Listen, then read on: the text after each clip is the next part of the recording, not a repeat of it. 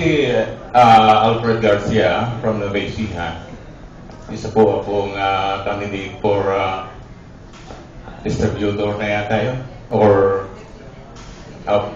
opo, coming 15 headers. Alam niyo po, ako sa ngayon na nakaharap sa inyo, magbibigay lang po ako ng isang testimonya. Before po kasi ng accident ko, naka-attend ako ng seminar doon po sa Robinson Galleria. Pero hindi po sinasadyang pagkakataon, ang aking pong service owner na aksidente po nung May 10. Kasama ko po ang misis ko. Yung pong misis ko, pwede po tayo ba, misis? Para makita ka ng mga guests natin. Ayun po. Yan po yung isang misis ko. Hindi, joke lang po yun. The one and only. Ayan po siya. Kasama ko po misis ko, ang anak ko, malugang ko, 2 apo ko.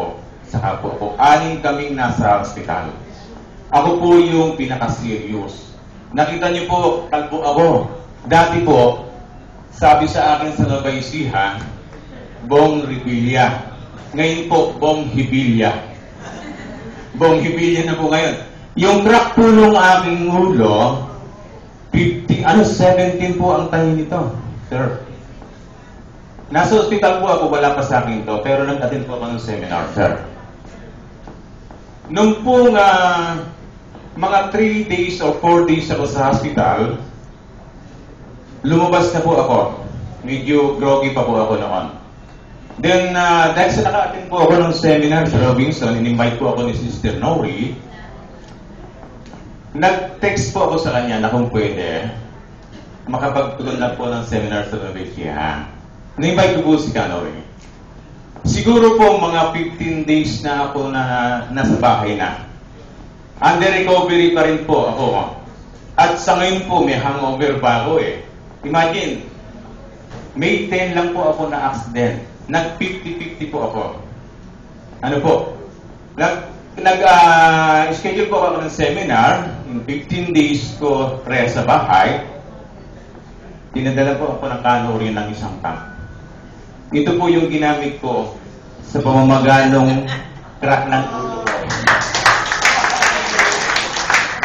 Pagkabi sa pagtulog ko, ma'am, sir, nakatali po yan.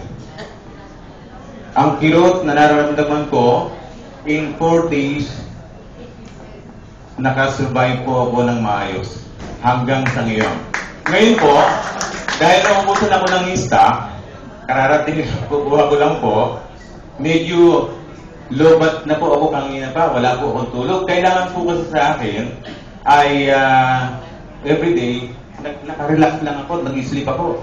Dahil sa ganda po ng business opportunity, gawa ng win-win zone, nandito ako ngayon sa piling nyo. Ayun po yun. Purihin po natin ang Diyos. Siya po ang nagbigay ng isang pagkakataon para po mabigyan pa ako ng isang buhay pa. Yung puro Alfred Garcia, nung time na yon patay na. Ito po, bago na po ito.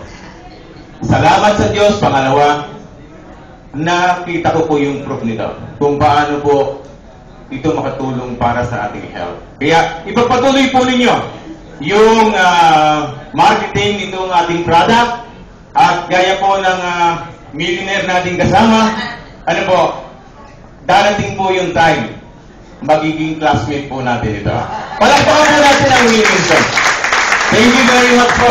At darating po yung panahon, siguro, ma-invite ko din kayo sa Nueva Ecija, sir. Ano po? Thank you very much po. Yun lang po yung share ko para dito sa ating lupa. Good afternoon, brother.